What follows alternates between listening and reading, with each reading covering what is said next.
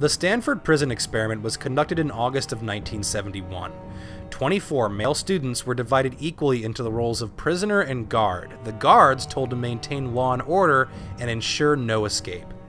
The goal of the study was to show how particular personality types can, when given power, turn cruel and sadistic. After only 6 days, far short of the 2 weeks that were planned, the study had to be halted. The 12 college students turned prison guards had become so abusive and the prisoners' lives become so inhumane that it was no longer acceptable to continue in the name of experimentation. The result of the study was far darker than the original purpose of testing personality types.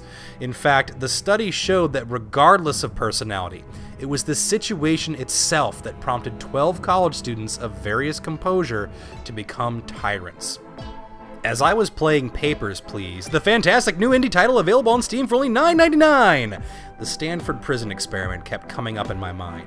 As a guard at the border checkpoint of a fictitious communist nation, you have to inspect the paperwork of every hopeful immigrant, and either let them through or deny them based on what you find. The detail-fixated player will find incongruities in stamp dates, forged paperwork, and even hidden weapons. After you sort the deserving immigrants from the rest, you can choose whether to simply turn the chaff away or detain them, and send both gun smugglers and grannies with the wrong permission slip alike to an uncertain fate, sometimes for a cash reward.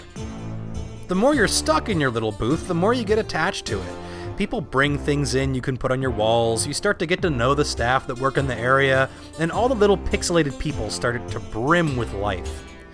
Changing diplomatic and internal conditions mean there's always a new rule to follow, a new exception for immigrating hopefuls, or a new reason to turn people away from the glorious motherland, all taxing your time, your mental abilities, and ultimately your paycheck.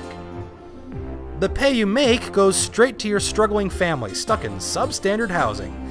Screw up too many times or go too slowly, and your family might be stuck without heat, food, or medicine, and the threat of your whole family dying becomes very real. You start to become cruel, or unnecessarily kind, based on your own economic situation or just because you can. Just like the famous prison experiment, your very position both in power and under constant threat creates a variety of viable reasons for you to be as ruthless as it is possible for you to be without any feelings of guilt whatsoever. I noticed this starting to happen to me when I was playing Papers, Please. Aside from being a brilliant indie game, Papers, Please is also an experience, which lets you into the mind of a cog stuck in a massive, soulless machine. And that alone makes Papers, Please worth playing, at least once, just to let you know what evil lies in the hearts of men. I had really thought that I was incapable of this kind of behavior. I was surprised, no, I was dismayed to find out that I could really be that I could act in a manner so absolutely unaccustomed to anything I would even really dream of doing. And while I was doing it, I didn't feel any regret. I didn't feel any guilt. It was only afterwards when I began to reflect on what I had done that this behavior began to dawn on me, and I realized that this was a part of me I hadn't really noticed before.